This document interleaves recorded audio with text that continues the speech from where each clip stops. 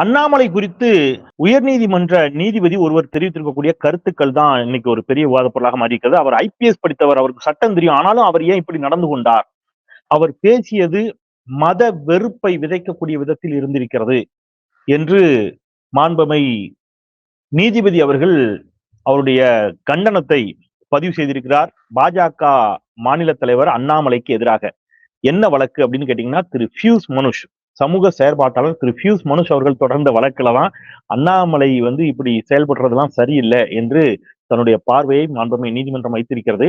என்ன வழக்கு, அண்ணாமலைக்கு நீதிபதி ஏன் குட்டு வைத்தார் உள்ளிட்ட கேள்விகளுக்கு பதிலளிக்க சமூக செயற்பாட்டாளர் அரசியல் விமர்சகர் திரு பியூஸ் மனுஷ் அவர்கள் நம்மோடு இணைகிறார். வணக்கம் சொல்லி பண்ணிக்கலாம். தோழர் வணக்கம். முதலில் வாழ்த்துக்கள் உங்களுக்கு. ஏன்னா பூனைக்கு யார் மணி கட்டுறது அப்படிங்கிற இடத்துல நீங்க தான் தொடர்ச்சி அண்ணாமலை என்ற அந்த பூனைக்கு மணி கட்டிக்கிட்டே இருக்கிறீங்க. சில வழக்குகள் தொடர்ச்சியா நீங்க பண்ணிட்டு இருக்கிறீங்க. இந்த வழக்கு குறித்து நம்ம ஏற்கனவே இதற்கு முன்பு பேசியிருந்தோம். இருந்தாலும் நம்முடைய தமிழ் கேள்வி சொந்தங்களுக்கு மீண்டும் நினைவு படுத்தக்கூடிய விதத்துல முதல்ல நீதிபதி என்ன சொல்லி இருக்கிறாரு அப்படிங்கறத சொல்லுங்க தோழர். அப்புறம் இது என்ன வழக்கு அப்படிங்கறதையும் சொல்லுங்க தோழர். இன்னைக்கு ஜஸ்டிஸ் ஆனந்த் வெங்கடேஷ் பெஞ்ச்ல தீர்ப்பு வந்துச்சு. இந்த கேஸ் தீர்ப்பு எப்படி வந்தது, ஆர்குமெண்ட் எப்படி வந்துச்சுன்னா, நம்ம அவர் மேல அண்ணாமலை மேல வழக்கு போட்டது அக்டோபர் 2022 தீபாவளிக்கு 3 நாள் முன்னாடி அவர் பேசின பேச்சு ராஜவேல் நாகராஜ் கிட்ட யூடியூப் சேனல் பேசு தமிழ்ல பேசல ஒரு பேட்டி கொடுக்குறாரு. அந்த பேட்டி என்ன கொடுக்குறாருன்னா, இந்த மாதிரி கிறிஸ்டியன் மிஷனரி ஆர்கனைசேஷன் எல்லாம் இன்டர்நேஷனல் ஃபண்டிங் வாங்கி இந்து கலாச்சாரம் 2000 வருஷம் இந்து கலாச்சாரத்தை கெடுக்கிறதுக்காக சுப்ரீம் கோர்ட்ல கேஸ் மேல கேஸ் போட்டுட்டு இருக்காங்கன்ட்டு ரொம்ப தெளிவா சொன்னாரு. அந்த சொன்னதை வச்சு நம்ம கூகுள் பண்ணி பார்த்தா எந்த கிறிஸ்டியன் அமைப்போ இல்ல கிறிஸ்டியனோ இந்த மாதிரி ஒரு பெட்டிஷன் சுப்ரீம் கோர்ட்ல ஃபைலே பண்ணல. அப்ஜெக்ஷன் தெரிவிச்சாலும் தப்பு கிடையாது. தீபாவளிக்கு பட்டாசு வெடிக்கிற விஷயம் என்விரான்மெண்டல் இஷ்யூ, அது சுற்றுச்சூழல் சம்பந்தப்பட்டது. ஒவ்வொருத்தருக்கும் அதிகாரம் இருக்கு. ஆனா அப்போ கூட யாருமே தெரிவிக்கல. அந்த சுப்ரீம் கோர்ட்ல போய் கேஸ் யாருமே ஃபைல் பண்ணது இல்ல. கிறிஸ்டியன்ஸ் யாருமே பண்ணல. பண்ண கேஸ் ஹிந்துஸ் தான் பண்ணிருக்காங்க. Arjun Gopal, son of Gopala Sankara Narayanan. இன்னொரு இந்தியன் சோசியல் ரெஸ்பான்சிபிலிட்டி நெட்வொர்க், ஒரு பிஜேபி என்ஜிஓ. இது பிஜேபி எம்எல்ஏ அதுல ஃபவுண்டர் மெம்பரா இருக்காரு. ஜேபி நட்டாவோட வைஃப் அதுல பேட்டர்ன் மெம்பரா இருக்காங்க. லலிதா குமாரமங்கலம் பேட்டர்ன் மெம்பரா இருக்காங்க. சோ அந்த என்ஜிஓ போய் ஃபைல் பண்ண கேஸ் தான் இந்த பட்டாஸ் கேஸ். இப்போ இதுல எனக்கு 1 வருஷம் கோர்ட்ல நடந்திருக்கேன், கவர்மெண்ட் கிட்ட நடந்திருக்கேன். எனக்கு சாங்ஷன் 1 வருஷம் கழிச்சு கிடைச்சது. பிப்ரவரி பண்ண சாங்ஷனு பார்த்து ஃபாலோ பண்ணி அக்டோபர்ல எனக்கு கிடைச்சது. சாங்ஷன் வாங்கினதுக்கு அப்புறம் மேஜிஸ்ட்ரேட் ஆன் ரெக்கார்ட் எடுத்து காக்னிசன்ஸ் எடுத்து அக்யூஸ்டுக்கு சமன் அனுப்புறாரு. ஆனா நான் 2 அக்யூஸ்ட் போட்டிருந்தேன். அண்ணாமலை ஒண்ணு, ராஜவேல் நாகராஜ் ஒண்ணு. செகண்ட் அக்யூஸ்ட் நீக்கிட்டாரு. நீ உங்களோட ப்ரூஃப் ஒழுங்கா கொடுக்கலன்னாரு என்கிட்ட. எதுவுமே நிரூபிக்கிறதுக்காக எதுவுமே இல்ல, இந்த ஆள் எதிர்த்து ராஜவேல் நாகராஜ் எதிர்த்து. சோ அதனால அண்ணாமலை மட்டும் A1 அக்யூஸ்டா வச்சு கேஸ் நடத்திருக்காரு. இப்ப இந்த A1 அக்யூஸ்ட் அண்ணாமலை சேர்த்தன உடனே அண்ணாமலை என்ன பண்றாருன்னா ஹைகோர்ட்டுக்கு போறாரு. ஹைகோர்ட்டுக்கு 2910 போறாரு. ஒரு ஆர்டர் வாங்குறாரு. நான் 2911 நினைக்கிறேன். ஆமா, ஆர்டர் வாங்குறாரு. என்ன சொல்றாருன்னா, இல்ல நான் இந்த கேஸ்ல எனக்கு ரொம்ப டென்ஷனா இருக்கு, எனக்கு மென்டலா ரொம்ப பாதிக்கப்பட்டிருக்கேன், எனக்கு பிசிக்கலா என்னால முடியல, எனக்கு ஹெல்த் பிரச்சனை வந்துருச்சு, எனக்கு ஆங்ஸைட்டி இருக்கு, இப்படி எழுதி கொடுத்துருக்காரு போல ஹைகோர்ட்ல. அதனால எனக்கு ரிலீஃப் வேணும், இந்த கேஸை ஸ்குவாஷ் பண்ணுங்க, இந்த கேஸை தள்ளுபடி பண்ணுங்கன்னாரு. டாக்டர் ஜெயச்சந்திரன் அப்போ 29 அன்னைக்கு தள்ளுபடி 2911க்கு தள்ளுபடி பண்ணிட்டாரு ஆல்மோஸ்ட் கேஸ. ஸ்டே கொடுத்துட்டாரு, நோட்டீஸ் அனுப்பிச்சாரு நம்மளுக்கு. ஸ்டே வாங்கினதுக்கு அப்புறம் நோட்டீஸ் அனுப்பிச்சதுக்கு அப்புறம் திருப்பி ஒரு டேட் வந்துச்சு, 9/1 டேட் வந்துச்சு. 9/1க்கு அப்புறம் 31க்கு டேட் வந்தது. 31க்கு நம்ம கவுண்டர் ஃபைல் பண்றோம். 31க்கு கவுண்டர் ஃபைல் பண்ணும்போது 2 மணி நேரம் ஆர்குமெண்ட். 1ஆம் தேதி திருப்பி 2.5 மணி நேரம் ஆர்குமெண்ட். 2 நாள் 5 மணி நேரம் ஆர்குமெண்ட் வச்சுட்டு எல்லாம் டீடைல்ஸை பார்த்து ஜட்ஜ் ஒரு டீடைல்டா 59 பக்கம் பேஜ் ஒரு ஆர்டர் போட்டிருக்காரு தோழர். 59 பக்கம் பேஜ் ஆர்டர்ல ரொம்ப தெளிவா அண்ணாமலைய, நானா இந்த மாதிரி ஆர்டர் எனக்கு எகேன்ஸ்டா வந்துச்சுன்னா ஃபர்ஸ்ட் ரெசிக்னேஷன் கொடுத்துருவேன் தோழர்.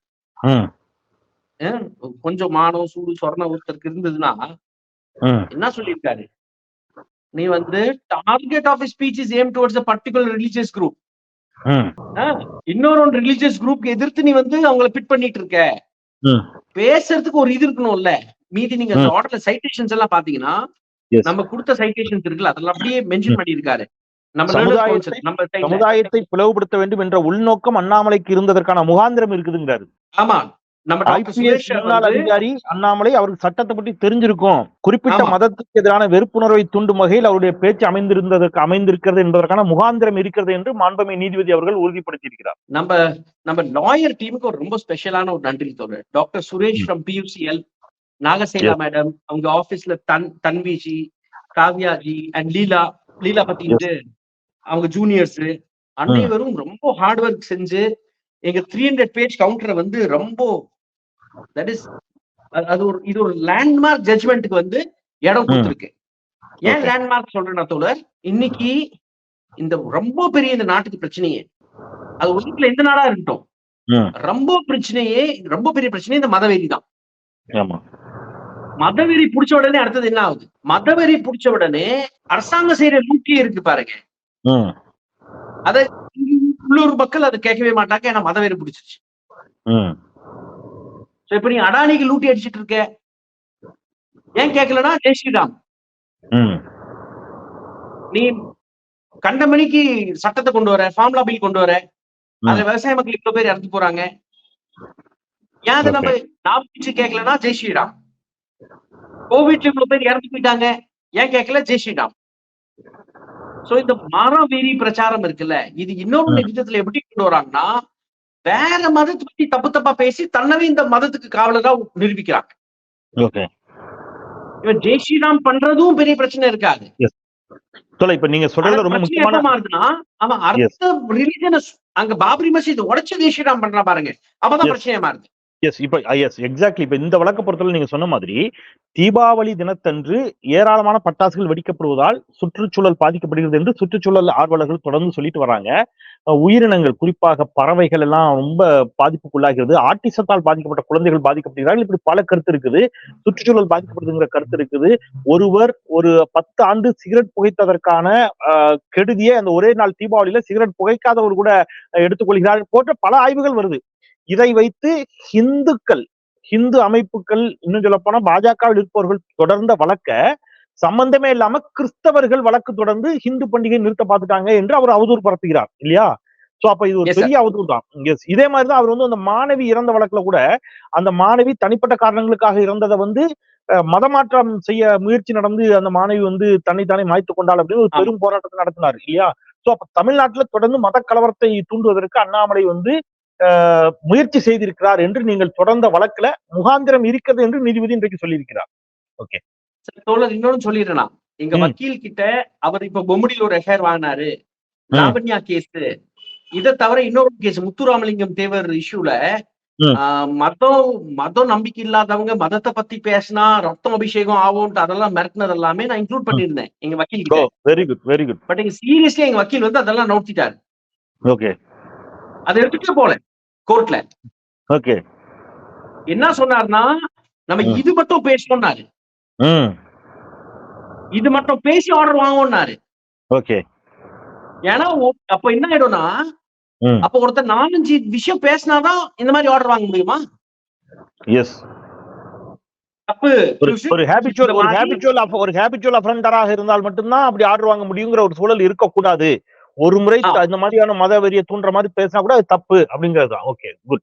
எஸ். சோ அதனால எங்க டாக்டர் சுரேஷ் அவங்க டீம்ல இருந்து அந்த கைடன்ஸ் இருக்குல்ல, ப்ராப்பர் கைடன்ஸ், அது ஒரு ஃபியூச்சரிஸ்டிக்கா நினைச்சிட்டு எந்த லீடருமே பிக் ஆர் ஸ்மால், ஆனா சோசியல் இன்ஃபுளுன்ஸ் வச்சிருக்கிறவங்க ஒரு லீடர் இருந்தாங்கன்னா அவங்க பார்த்து பேசணும், ரெஸ்பான்சிபிளா பேசணும். பொய் பிரச்சாரம், ஃபேக் நியூஸ், அப்புறம் அடுத்த மதத்துக்கு எதிர்த்து இன்னொரு மதத்தை தூண்டி விடுறது, விஷயத்தை மார்க் பண்ணிருக்கோம். இப்போ இந்த தீர்ப்புல அண்ணாமலை வருத்தம் தெரிவிக்கணும் அல்லது மன்னிப்பு கேட்கணும் அல்லது தண்டனை இந்த மாதிரி ஏதாவது குறிப்பிடப்பட்டிருக்கிறதா? இது இவர் வந்து தவறு, அவர் செய்தது தவறு, உள்நோக்கத்தோடு தான் செய்திருக்கார் என்று நீதிபதி சொல்லியிருக்கிறார். இது வந்து இன்னைக்கு வந்து வந்தது அப்சர்வேஷனா அல்லது தீர்ப்பா? எனில் இவருக்கு என்ன மாதிரியான தண்டனைகள் கிடைக்கும்? நீதிபதி வந்து இதுக்கு அவர் பெட்டிஷன் போடுறார் ஸ்குவாஷ் பண்றதுக்காக. எனக்கு எதிர்த்து ட்ரையல் மேஜிஸ்ட்ரேட் காக்னிசன்ஸ் எடுத்துறாரு, ட்ரையல் மேஜிஸ்ட்ரேட் கேஸ் நடத்த போறாரு, மேல கேஸ் நடத்தக்கூடாதுன்னு ஸ்குவாஷ் பெட்டிஷன் போடுறாரு.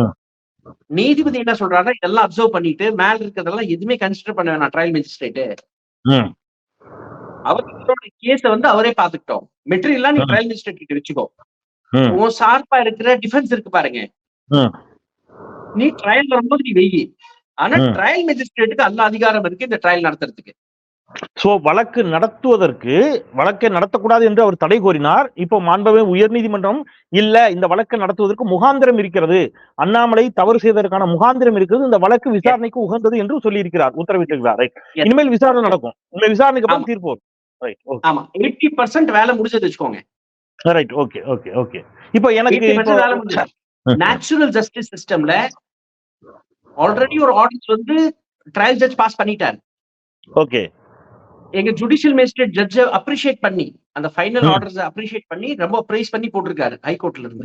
ம் அப்ப அந்த பிரைஸ் பண்ணி போட்டதுக்கு அப்புறம் இப்போ செகண்ட் வந்து ஹைகோர்ட்டே ஒரு அப்சர்வேஷன்ஸ் பாஸ் பண்ணிருக்கு 57 பக்கத்துக்கு.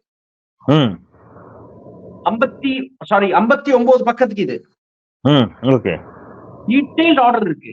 ஆனா அப்ப கூட என்ன சொல்றாங்கன்னா இதெல்லாம் சைட்ல வச்சுட்டு ம் ட்ரையல் நடக்கும்போது ம் ட்ரையல் நடக்கும்போது உன்னால முடிஞ்ச அளவு நீ டிஃபென்ஸ் பண்ணுங்கிறார் அண்ணாமலைய. ஓகே. அண்ணாமலைய. The same will be considered by the court below on their own merits and accordance with law. Okay. நீ வைக்கிற பாயிண்ட் எல்லாமே அதோட ஓன் மெரிட்லயும் சட்ட பிரகாரம் அது ட்ரீட் பண்ணப்படும். ம் சட்டம் அண்ணாமலைக்கு ஒரு வாய்ப்பை கொடுக்கிறது. அவர் தான் தவறு செய்யல அப்படின்னா நிரூபிப்பதற்கு நீங்க கோர்ட்ல நிரூபிங்க, ஆனால் வழக்கே தள்ளுபடி செய்யாதீங்கன்னு சொல்லிட்டார். ஓகே. இப்போ இதற்கு முன்பு தள்ளுபடியாகாது. இப்போ இதற்கு முன்பு இந்த மாதிரி ஹேட் ஸ்பீச்சஸ் அல்லது மதவெறியை தூண்டுவது போல, மத மோதலை தூண்டுவது போல திட்டமிட்டு பேசிய உள்நோக்கத்தோடு பேசியவர்களுக்கு என்ன மாதிரியான தண்டனை கொடுக்கப்பட்டிருக்கிறது, அல்லது சட்டத்துல இதற்கு ஒருவேளை அண்ணாமலைக்கு செய்தது தவறுதான் என்று இந்த விசாரணைக்கு பிறகு முடிவானால் என்ன மாதிரியான உச்சபட்ச தண்டனைகள் கிடைப்பதற்கு சட்டத்துல இடம் இருக்கிறது? சார் 3 to 5 வருஷம் வரைக்கும் தண்டனை கிடைக்கிறதுக்கு வாய்ப்பு 100% இருக்கு அண்ணாமலைக்கு. Okay okay. 3 to 5 years 100% வாய்ப்பு இருக்கு. கன்விக்ஷன் அவருக்கு ஷுவர் ஃபைன். அதுல எந்த விதமான மாற்றம் இல்லை. ஏன்னா அவர் பின்னாடி போய் சுப்ரீம் கோர்ட்ல போய் மாத்த முடியாது. இப்போ இது யாருனாலையும் முடியாது. தலைகீழ நின்னாலும் எவ்வளவு வேலை இங்க இடி சிபிஐ கண்ட்ரோல் பண்ணாலும் சில இடத்துல பல ஜட்ஜஸ் மிரட்டினாலும் பேக் டேட்டர் கிறிஸ்டியனை வந்து கேஸ் போட வைக்கிறது இம்பாசிபிள். கிறிஸ்டியன் மிஷனரி என்ஜிஓ வந்து பேக் டேட்ல போய் கேஸ் போட்டு வாயான்னு சொல்றது இம்பாசிபிளான விஷயம். இதுக்கு மேல ஓகே. சோ இதுவரைக்கும் டைம் மெஷின் தான் கண்டுபிடிக்கணும்.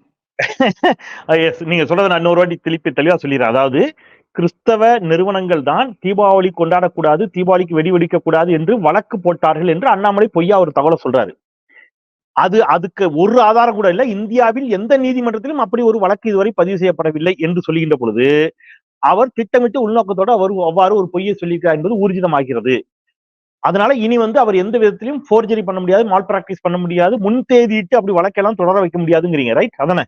ஓகே எஸ் பண்ண முடியாது. அது பண்ண முடியாத காரணத்தினாலதான் நம்ம ஸ்ட்ராங்கா சொல்றேன் இவர் கன்விக்ஷன் வந்து பக்கா கன்விக்ஷன் ரெடி பண்ணிட்டு இருக்கோம்.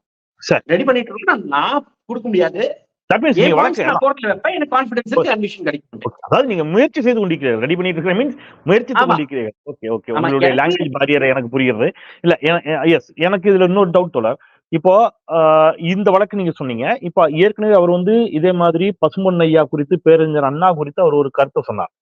அதுவும் வந்து சர்ச்சைக்குரிய கருத்து தான். அப்படி ஒன்று நடக்கவே இல்லை என்று அந்த பத்திரிகைகளே மறுத்தன. அவர் எந்த பத்திரிகைகளை மேற்கோள் காட்டினாரோ அந்த பத்திரிகைகளே மறுத்தன, அவ்வாறு செய்தி வெளியிடவில்லை என்று சொல்லி.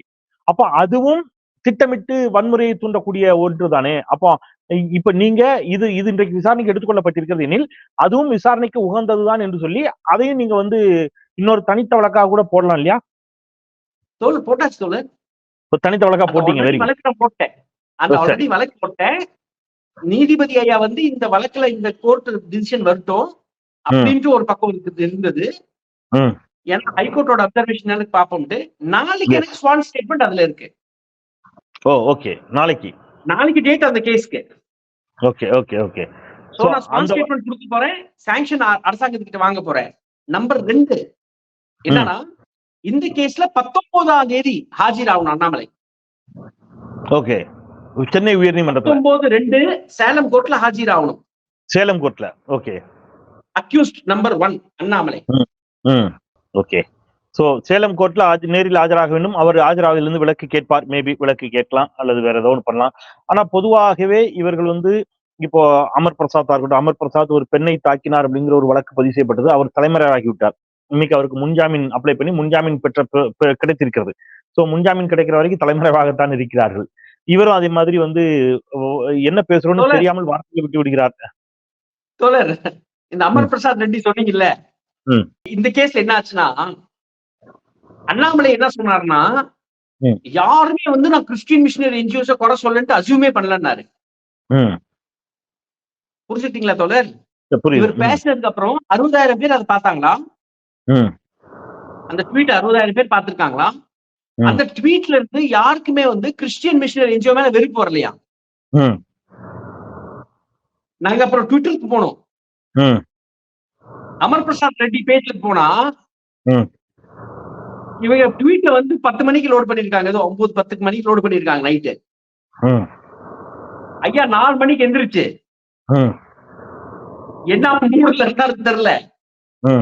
டேய் கிறிஸ்டியன் மிஷனரி என்ஜிஓ ஏன்டா இங்க இந்து கலாச்சாரத்தை கெடுக்குறீங்கன்னு கேள்வி கேட்டு ட்வீட் போட்டுட்டான். ஓகே. அந்த ஸ்கிரீன்ஷாட் வச்சுக்கிட்டேன். ஓகே. சார் இவருக்கு க்ளோஸ் ஃப்ரெண்ட் அண்ணாமலைக்கு. ஓகே. இவரே பாருங்க என்ன சொல்லியிருக்காருன்னு கேட்டோம். அதுவும் பெரிய டர்னிங் பாயிண்ட் இந்த கேஸ்ல. சரி, ஓகே. அமர் பிரசாத் ரெட்டிக்கு நன்றி சொல்லணும். ஓகே ஓகே ஓகே நன்றி தோழர். ஏதோ ஒரு இடத்துல தொடர்ச்சியாக அண்ணாமலை வந்து பல தவறான தகவல்களை, முன்னுக்கு பின் முரணான தகவல்களை தொடர்ச்சியா சொல்லிட்டு வர்றாரு. 1967 சத்ரபதி சிவாஜி காளிகாம்பாள் கோயிலுக்கு வந்தாருங்கிறாரு. வந்து திமுக ஆட்சிக்கு வருவதற்கு முன்பாகவே வந்து திமுக தான் வந்து முருகன் கோயிலுக்கு வந்து லைட்டு குத்தர மாட்டேன்னு சொன்னாங்க அப்படின்னு ஒரு கட்சிக்கு எதிராக திட்டமிட்டு இந்த மாதிரி எல்லாமே மதம் சார்ந்ததுதான். நீங்க பாத்தீங்கன்னா அந்த ஒரு மாணவி இறந்த விவகாரத்திலும் மதம் சார்ந்த தவறான பொய்யான கருத்துக்களை பரப்பினார். அது தொடர்பாக சில வீடியோக்களை பரப்பினார். அதனுடைய முழுமையான வீடியோ வரும்போது அது பொய் என்று நிறுவனமாகியது.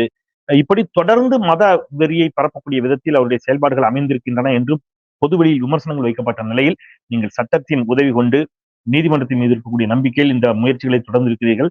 அதில் வெற்றியும் பெற்றிருக்கிறீர்கள். வழக்கு நடக்கட்டும். நிச்சயம் சட்டம் வெல்லும், நீதி கிடைக்கும், மத நல்லிணக்கம் நிலைநாட்டப்படும் அப்படிங்கிற நம்பிக்கையோடு சட்ட போராட்டம் நடத்திய உங்களுக்கும், உங்களுக்காக சட்ட போராட்டத்தை நடத்திய வழக்கறிஞர்கள் அனைவருக்கும் தமிழ்களின் சார்பாக நன்றியையும் வாழ்த்துக்களையும் சொல்லி நிறைவு செய்யலாம் தோழர். நன்றி. நிறைவு செய்யலாம் சொந்தங்களே. தொடர்ந்து சட்டத்தின் துணை கொண்டு இந்த போராட்டங்களை நடத்தி வந்து கொண்டிருக்கக்கூடிய அனைவருக்கும் மீண்டும் ஒருமுறை நாம் நம்முடைய நன்றியையும் பாராட்டுகளையும் வாழ்த்துக்களையும் தெரிவிப்போம். தமிழ்களியை சப்ஸ்கிரைப் செய்து உங்கள் ஆதரவை தாருங்கள். விடைபெறுகின்றேன். குரலற்றவர்களின் குரலாய் நான் செந்தில். நன்றி.